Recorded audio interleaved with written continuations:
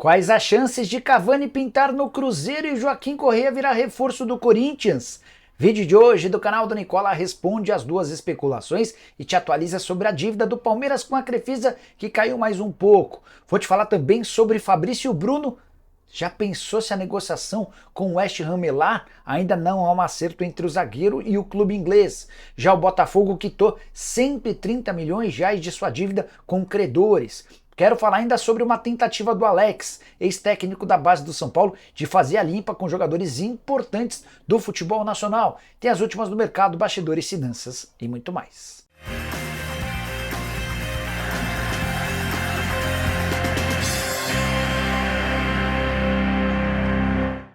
Fala aí pessoal, sou Jorge Nicola, bem-vindos a mais um vídeo do canal, sempre bom ter vocês por aqui, sem perder tempo, só pedir para deixar like, se inscrever no canal e ativar as notificações. Quero contar também que todo esse conteúdo é um oferecimento de 1xBet, a mais antiga parceira do canal do Nicola. Tô colocando na tela os meus palpites com jogos de brasileiros na Libertadores para essa quarta e quinta-feira. Começando com jogos dessa quarta-feira, vou de vitória do Grêmio contra o Strongest, triunfo do Fluminense diante do Alianza Lima e vitória do São Paulo contra o Tajeres. Na quinta-feira tem Palmeiras e São Lourenço, já dá para você fazer sua fezinha.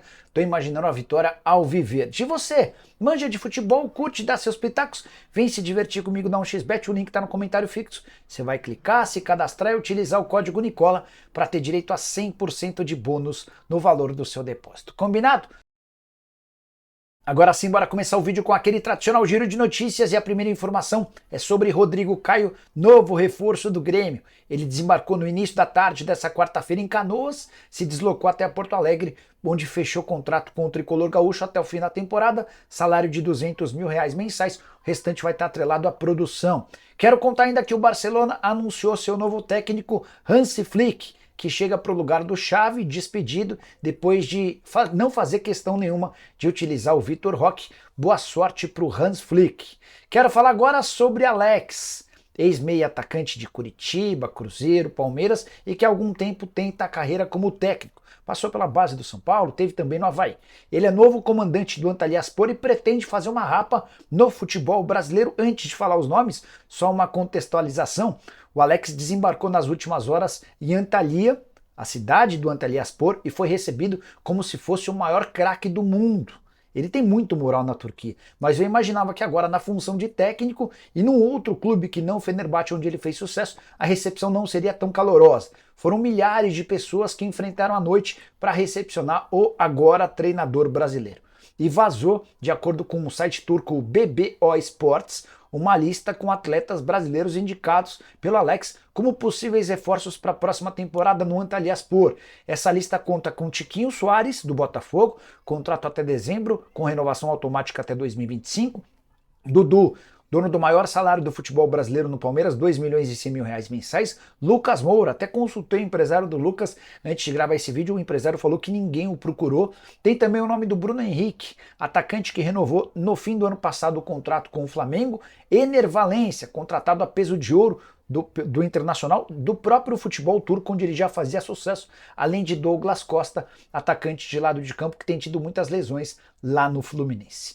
Desses nomes todos, quais você acha que não podem sair em hipótese alguma do futebol brasileiro porque fariam muito mal? Use o espaço para comentários e deixe a sua opinião, beleza? Hora de boa notícia no Botafogo. O clube divulgou nas últimas horas que quitou cerca de 130 milhões de reais em dívidas. Essas pendências com credores que haviam aderido ao plano de recuperação extrajudicial, todas as dívidas na esfera civil. O Botafogo chegou a emitir uma nota dizendo, abre aspas, a celeridade no processo reforça o compromisso da SAF com a equalização financeira do Botafogo. O clube realizou em menos de 60 dias o pagamento dos credores cíveis que optaram pela alternativa de pagamento de curto prazo. Fecha aspas. Boa resposta do Textor, que anda pisando na bola em relação a algumas dívidas. São vários os empresários que não têm recebido comissão, pelo menos no que diz respeito a esse acordo envolvendo a SAF. E os credores, a coisa parece caminhar bastante, notícia bastante legal. Bora falar agora sobre a venda do Fabrício Bruno. O atleta nem jogou contra o Milionários na noite dessa terça-feira pela Libertadores da América por causa da transferência para o West Ham. Negócio de 15 milhões de euros, sendo 13 milhões e meio de euros fixos, mais 1 milhão e meio de euros em bônus. Mas o Vene Casagrande contou na tarde dessa quarta-feira que o negócio ainda não está fechado e corre algum risco. Isso porque o Fabrício Bruno não disse sim para a última proposta feita pelo clube inglês. Há uma diferença entre os salários que o zagueiro brasileiro de 28 anos pede e aquilo que os ingleses estão dispostos a pagar. E se esse entreveiro, se essa situação não for resolvida nos próximos dias, Fabrício Bruno estará à disposição do Flamengo para o confronto contra o Vasco, marcado para domingo pelo Campeonato Brasileiro. A tendência é que o negócio saia, especialmente porque a parte mais difícil entre os clubes já foi solucionada, mas o Fabrício Bruno quer um reajuste compatível com uma mudança para a Premier League. Só para completar, Matheus Gonçalves, meio atacante de só 18 anos de idade, que perdeu espaço totalmente desde a chegada do Tite, ele foi rebaixado para o time sub-20 e joga nessa quarta-feira para que ele possa garantir e não perder ritmo de jogo. Bora mudar de assunto e falar sobre o Palmeiras. Dívida do Verdão com a Crefisa caiu mais um pouco. O Palmeiras divulgou nas últimas horas o balancete referente ao mês de abril. E esse balancete aponta que a dívida caiu para 15 milhões de reais, só para lembrar, algum tempo atrás ela já se aproximou dos 200 milhões de reais. Essa queda vem sendo bastante grande, especialmente desde a temporada passada. O Palmeiras inicia 2024 devendo apenas 23 milhões de reais para a Crefisa, depois caiu para 21, para 20, até que agora caiu para 15 milhões de reais. É a menor dívida em bastante tempo, só para lembrar.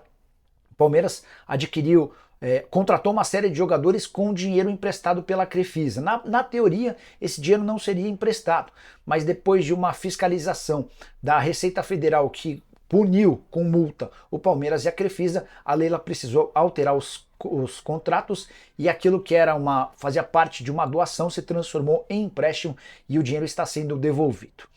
A tendência é que esses 15 milhões de reais sejam zerados até dezembro, quando vai haver uma nova eleição para presidente. A Leila é candidata à reeleição.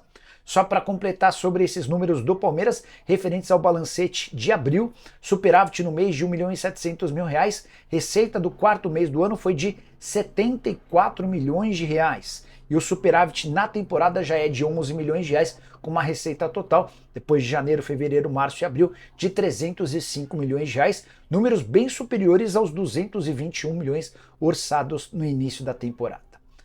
Só para completar, contei para vocês pela manhã que o Palmeiras tem em mãos uma oferta de 30 milhões de euros do Brentford. O time inglês quer contratar Luiz Guilherme e ainda deixa o Palmeiras ficar com 20% do valor de uma venda futura. A posição do Palmeiras ainda não foi tomada. Não há uma decisão da presidente Leila Pereira, que certamente vai ser cornetada por torcedores e pelo Abel se vender mais uma joia. O Hendrick vai embora na metade do ano, o Estevão vai embora na metade do ano que vem, e se o acordo com o Brentford for fechado, o Luiz Guilherme se muda já na metade do ano, afinal de contas já tem 18 anos de idade.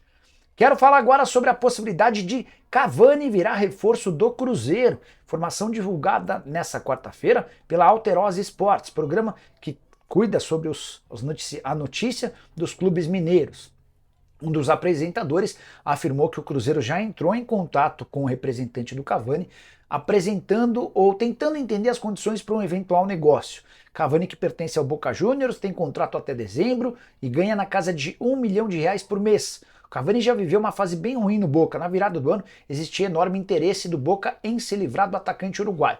Ele acabou ficando por falta de opções e nessa temporada tem números bem melhores. São 17 jogos e 11 gols marcados. Na temporada passada haviam sido apenas 16 partidas com 3 gols marcados. Um belo crescimento do Cavani. Só para completar sobre o atleta. Conversei antes de gravar esse vídeo com uma pessoa do Cruzeiro e perguntei, e aí, vocês vão contratar o Cavani? A resposta foi, esquece. Ele é um ex-jogador em atividade, fecha aspas, declaração forte do dirigente cruzeirense, lembrando que o Cavani já tem 37 anos de idade. Só para completar ainda sobre o Cruzeiro, tratativas por Caio Jorge bastante aquecidas. Houve um encontro do Alexandre Matos com representantes do atleta. Nas últimas horas, o Cruzeiro tenta convencer a Juventus a emprestar o atleta com opção de compra. Juventus da Itália é dona dos direitos econômicos do Caio Jorge, embora o atacante de 22 anos de idade tenha disputado o último campeonato italiano pelo Frosinone. Se a Juventus não aceitar esse empréstimo com opção de compra, pode haver uma proposta em definitivo que geraria na casa dos 4,5 milhões de euros. Uma curiosidade, o pai do Caio Jorge, seu Jorge, é torcedor fanático do Cruzeiro. Quero fechar o vídeo para falar sobre o Corinthians. Marcelinho Carioca, ídolo do torcedor alvinegro e hoje comunicador, tem inclusive um podcast, trouxe a informação de que o Timão tem interesse na contratação de Joaquim Correa. Argentino, 29 anos de idade, pertence à Inter de Milão e está emprestado ao Olympique de Marselha. Não foi uma boa temporada na França. 19 partidas, nenhum gol e nenhuma assistência. Dos últimos 7 jogos do Olympique de Marselha, ele foi para o banco de reservas e não saiu dele em 6 jogos. A única partida em que esteve em campo disputou apenas 6 minutos.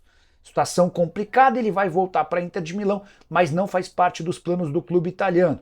Somente mais um ano de contrato, havia sido feito um investimento alto.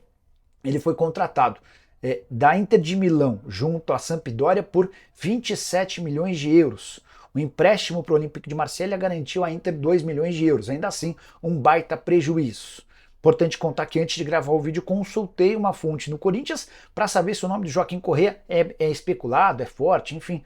O que eu ouvi é que foi oferecido, mas não causou grande empolgação. O pessoal no Corinthians assegura que não se trata de uma operação prestes a acontecer ou uma contratação extremamente importante. O Corinthians tem outros nomes nesse momento, embora essa função de atacante de lado de campo seja hoje prioritária para Augusto Melo e Companhia Limitada. E você, torcedor do Corinthians, entende que quais reforços são os mais necessários? Use o espaço para comentários, esquece de deixar like, de se inscrever no canal. Nos encontramos mais tarde, tem live, tchau!